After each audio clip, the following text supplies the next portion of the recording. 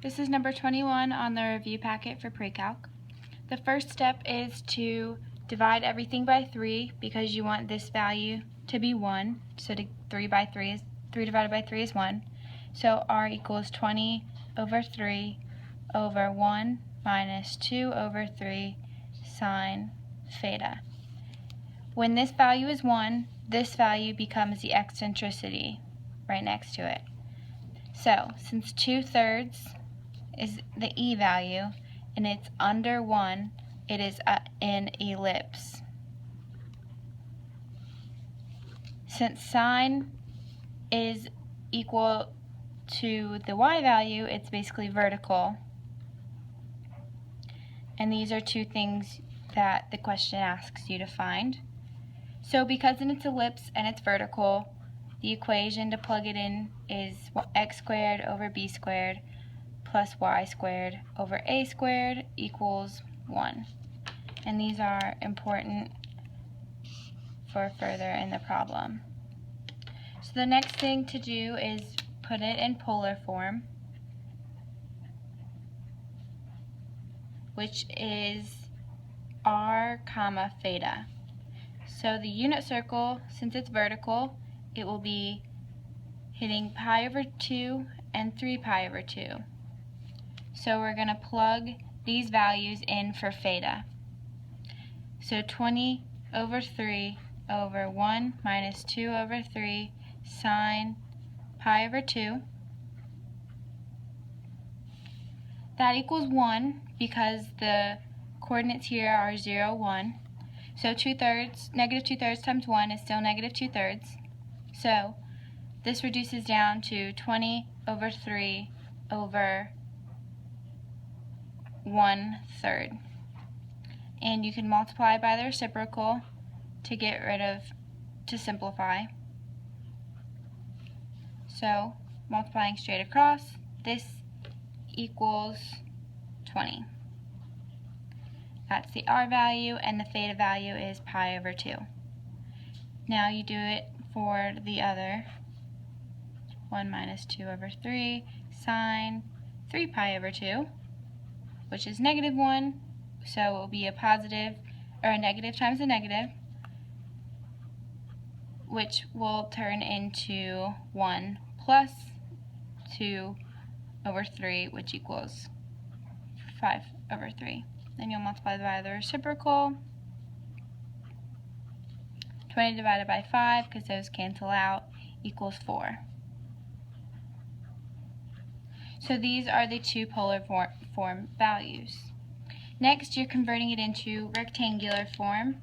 And to do so, you're going to look at the unit circle and notice that when you're going up 20, and the r value will go into the y spot because it's vertical, and you're not going to go anywhere left or right, so there's no x value. And it's positive because this is in the positive area. For the other one, it is going to be down because 3 pi over 2 is down, so it will be a negative 4. 0, negative 4. And it's, once again, not going anywhere left or right, so it's a 0 in the x because it's vertical. Now you want to find the center, which is the distance between these 2 points. And so you'll add them together and divide by 2 to find the center. So 20 plus negative 4 is 16, divided by 2 is 8. So the center is 0, 8. And you want to find the a value, and a is the distance between points and center. So the distance between this point and the center, which is 12. So a equals 12, because 20 to 8 is 12, and negative 4 to 8 is 12. So next you want to find your c value. So you'll do the E equals c over a to find the eccentricity. And we know the eccentricity is 2/3. And we know a, which leaves us just to find c, which is nice and easy. Multiply both sides by 12. C equals 8. Next we have C and we have A, so left we need to find B. So we'll use the equation a squared minus b squared equals c squared. It's a minus sign because it's an ellipse, and that will be 12 squared minus b squared equals 8 squared.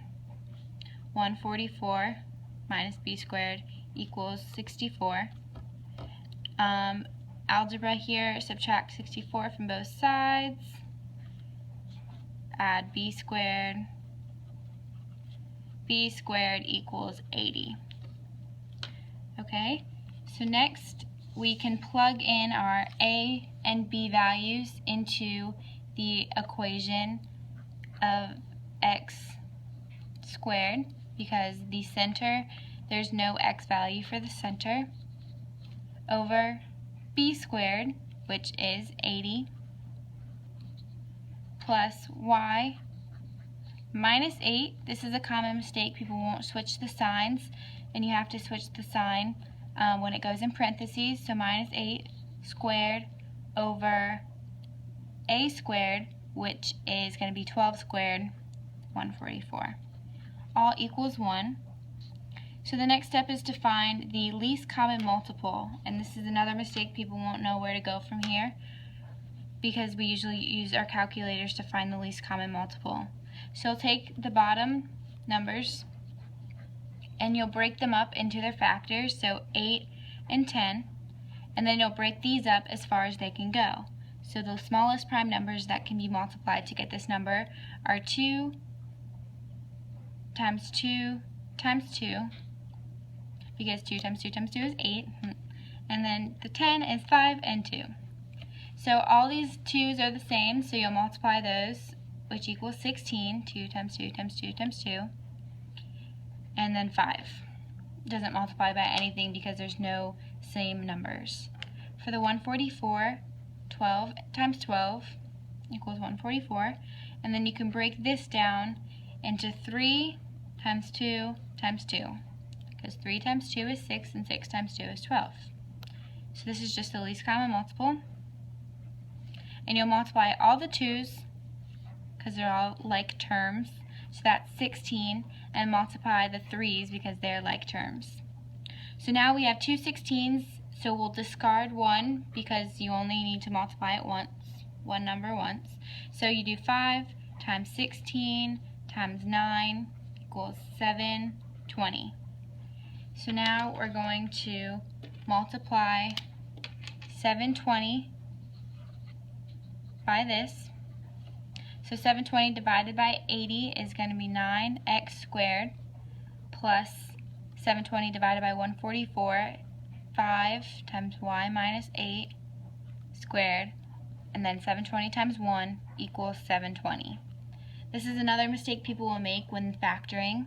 They'll forget that you do y squared minus, because it's a negative sign, minus 8 times 2, 16, because you do times 2 and then squared in the next one. So it'll be negative 8 times negative 8, which is positive 64. And this is just something you'll need to memorize, that you have to times 2 and then multiply it by itself. Plus 9x squared. Now you'll factor the 5, so 5y squared minus 80y plus 320 equals 720. Don't forget the 9x squared. And then you'll subtract 720 from both sides, because general form has it equal to 0. So 9x squared plus 5y squared minus 80y, 320 minus 720 is 400, minus 400, and this is your final answer in general form. Thanks.